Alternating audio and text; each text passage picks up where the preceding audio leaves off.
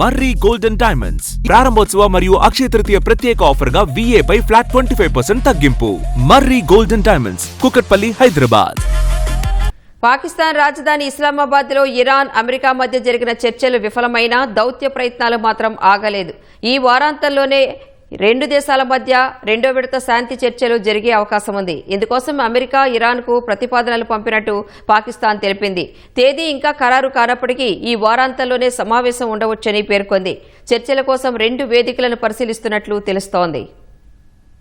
America, Iran మధ్య యుద్ధ మేఘాలను చెదరగొట్టేందుకు దౌత్యపరమైన ప్రయత్నాలు ముమ్మరంగా సాగుతున్నాయి. త్వరలోనే ఇస్లామాబాద్లో రెండో విడత చర్చల కోసం పాకిస్తాన్ యత్నిస్తోంది. ఈ వారాంతంలోనే ఇరు దేశాల ప్రతినిధులు మళ్లీ ఒకే వేదికపైకి రానున్నారని సమాచారం. రెండో విడత చర్చలకు సంబంధించి తాము ఇరాన్ను సంప్రదించామని, వారి నుంచి సానుకూల స్పందన వచ్చిందని పాకిస్తాన్ ప్రభుత్వ సీనియర్ అధికారి ఒకరు వెల్లడించారు. అమెరికా, ఇరాన్కు ప్రతిపాదనలు పంపామని, తేదీ ఇంకా ఖరారు కానప్పటికీ ఈ వారాంతంలోనే సమావేశం ఉండొచ్చని దౌత్య వర్గాలు చెబుతున్నాయి.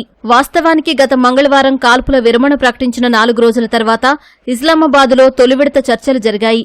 అమెరికా తరపున ఉపాధ్యక్షుడు జేడీ వాన్స్, ఇరాన్ తరపున ఆ దేశ పార్లమెంటు స్పీకర్ గాలీ బాఫ్ ఈ బృందాలకు నాయకత్వం వహించారు.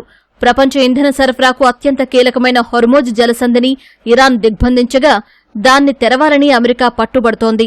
ఈ ప్రధానాంశంతో పాటు ఇరాన్ అణు కార్యక్రమం, టెహ్రాన్పై ఉన్న అంతర్జాతీయ ఆంక్షల తొలగింపు తదితర కీలకాంశాలపై ఈ చర్చలు జరిగాయి. కానీ ఎలాంటి ఒప్పందం లేకుండానే చర్చలు ముగిశాయి. తొలి విడత చర్చలు విఫలం కావడంపై ఇరు దేశాలు పరస్పరం నిందించుకుంటున్నాయి. చర్చల్లో తాము ఎంతో వెసులుబాటు కల్పించామని, చిత్తశుద్దితో వ్యవహరించినా ప్రయోజనం లేకపోయిందని అమెరికా పేర్కొంది. తమ అత్యున్నతమైన తుది ప్రతిపాదనను ఇరాన్ ముందుంచామని, వారు దానిని అంగీకరిస్తారో లేదో చూడాలని జేడీ వాన్స్ వ్యాఖ్యానించారు. మరోవైపు ఇరాన్ మాత్రం ఇందుకు భిన్నంగా స్పందించింది.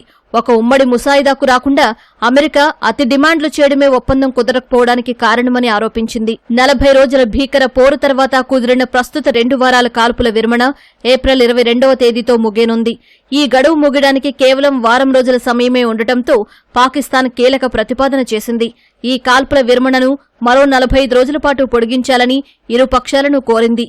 కాల్పుల విరమణ గడువు ముగిసేలోపే రెండో విడత చర్చలు జరిగేలా మధ్యవర్తులు ఇరుపక్షాలకు సందేశాలను చేరవేస్తున్నారు. తొలి విడత చర్చలు ఒప్పందంతో ముగియకపోయినా అదొక నిరంతర దౌత్య ప్రక్రియలో భాగమేనని, వేదిక మార్పు కోరితే మార్చేందుకు కూడా సిద్ధంగా ఉన్నామని పాక్ అధికారులు చెబుతున్నారు. ఇరాన్ వైపు నుంచి రెండో విడత చర్చలకు గ్రీన్ సిగ్నల్ వచ్చినప్పటికీ అమెరికా అధికారికంగా ఇంకా స్పందించాల్సి ఉంది.